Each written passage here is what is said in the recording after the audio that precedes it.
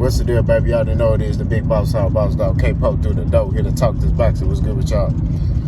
So, Errol Spence has been mandated by the WBC to fight Keith Thurman. I'm not going to lie to you, in my opinion, I don't feel like Errol Spence got nothing else to prove at 147. I feel like he should go to 154. I feel like he should drop all them belts. And I'm telling you, I'm going to say this statement before, and then I'm going to go into my soliloquy. If Errol Spence drops them belts, watch how fast Bud try to pick him up. That's all I'm going to say. If Errol Spence drop them belts, watch how fast Bud Crawford try to pick them belts up. But anyway, I feel like Errol Spence don't have nothing else to prove. He should go to 154. But if he decides to stay at 147, he's a grown man. If he decides to stay there and fight Keith Thurman, I think that Errol Spence will be successful against Keith Thurman. If Errol Spence is sharp and he's 100% focused, I think he can stop Keith Thurman. If he's not focused, I think it's going to be a tough fight, but I still think Errol Spence will win on points. That's what I believe. So it all depends on Errol Spence's focus level, because you got to think about it. Man, you've been focused on fighting Terrence Crawford, and then Terrence Crawford ducked you. So now you got to readjust your focus. You know, and Errol Spence is a fighter that whatever he set his sights on, that's the type of fight he gonna get. You know what I mean? So when he wanted to fight Keith Thurman back in the day, he didn't get it, right? So I know he didn't like that feeling. So after that, he said, I'm fighting Kell Brook. He got Kell Brook. And the list goes on. I mean, he didn't ask for Mikey Garcia. Mike Garcia asked for him. But he whooped that boy too. So it's just the principle of the whole thing. You feel me? So I think that with Errol, if he's focused, he'll stop Keith Thurman. If he's not, he'll beat him on points. Errol shouldn't be in this situation. He should be fighting Bud Crawford. But, of course, we talking about Bud Crawford here. So I think that what Errol got to do is just, man, I think he should go 154. I mean, I don't really want to. I wouldn't mind. I'll watch the Keith Thurman fight, but me personally, I don't feel like he got nothing else to prove. That's just my opinion. It's still a big fight. You know, a lot of people are going to go to it. A lot of people are going to watch it.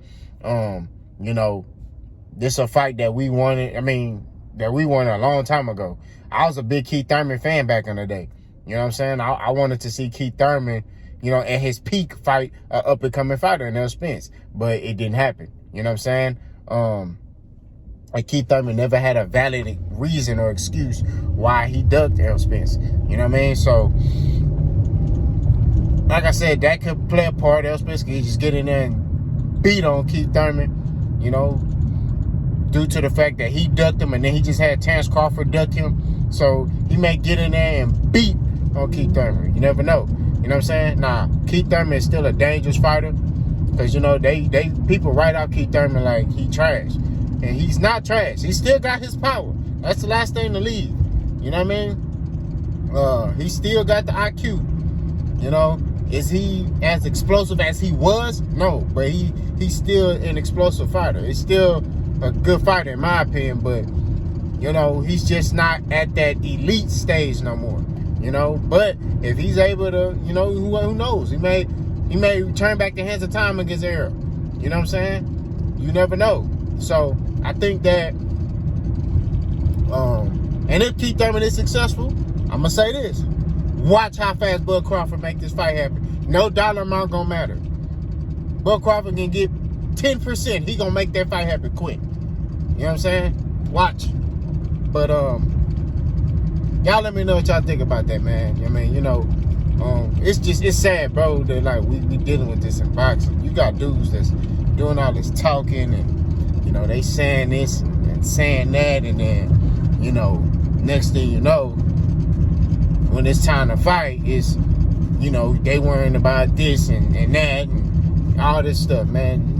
Nick, boys just don't be really wanting to fight no more. They want to put on, a lot of these fighters put on the illusion that they want to fight. But then when it's time to fight, they got excuses. You know what I'm saying? And one of the reasons I got in this boxing game as far as YouTube talk, because I'm not really a talker, bro. I don't really talk that much.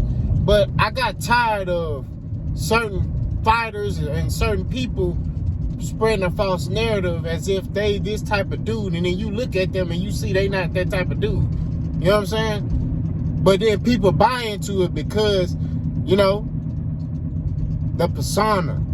You know? And the problem with today's climate is a lot of men ain't men. A lot of people don't have their own identity. You know what I'm saying? Social media has really taken, you know, the image of a man being a man or a woman being a woman away, as far as having your, just being grown, period. Having your own opinions, identities has been taken away, and it's sad. But like I keep saying, man, y'all keep supporting the channel. You know, much respect to y'all. You know what I'm saying? I'm finna go in this gym and get it cracking. Boss gone.